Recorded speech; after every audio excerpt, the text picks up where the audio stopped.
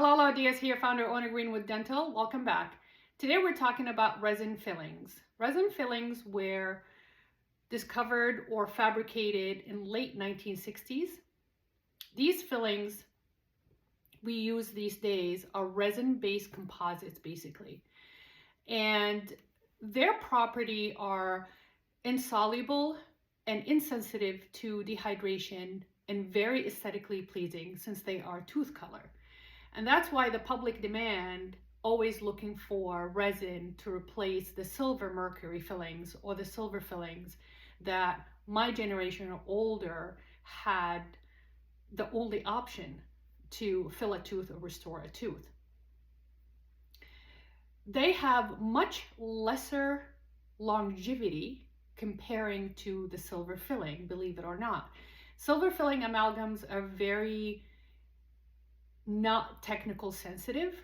They can be placed with moisture in the field, and you don't have to have 100% dry field in order to replace silver filling, and they do live much longer, and they don't cause the post-op sensitivities that we see in the resin composites.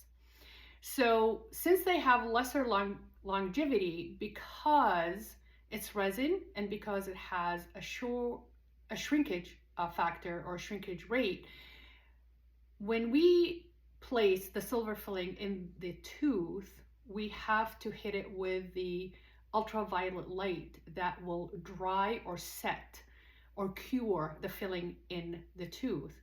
Sometimes, depending on the practitioner technique and also the location of the filling in the tooth, whether it is placed in an area of the tooth that has a very high compression forces from clenching, grinding, and chewing, like molars, or even depending on your bite, if you have a tight bite, you can have that pressure on the teeth, on the front teeth. The resin composite, from my experience, they don't last that long. Plus, they cause a lot of sensitivity to these areas. So your practitioner needs to be very skilled with composites, since the resin composite are very technique sensitive. And also, we need to be very selective on where we choose the resin composite, on what cases too. So what's superior about resin is their appearance. What's more attractive than silver is their appearance, since they are tooth color and they come with variety of shade. We even have shades that we can match the underlying dentin and layer the enamel to look very natural, as if it's a natural tooth structure.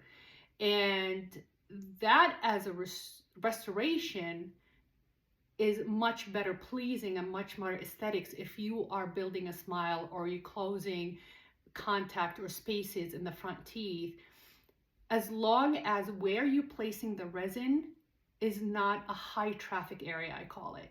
It doesn't have the clenching and grinding, doesn't have the compression forces, the vertical forces that makes the resin flex beyond its means and then translate the stress on the tooth itself. So if you guys would go away with anything from this video, is number one, it cannot be too large, the filling. Number two, it cannot place, or I won't place it in an area, I call it high traffic areas, or high compression areas, or clenching and grinding areas, or rubbing areas. The teeth are constantly rubbing together. It will not last. It will cause a lot of sensitivity.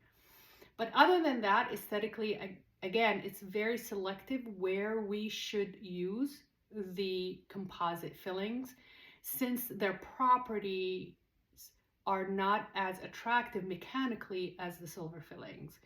But I hope that answers a lot of the questions you guys have. And if you need me to do more video about resin, I'll be very happy to do so. We're out of time. Thank you for watching, and I wish you a happy and good dental health.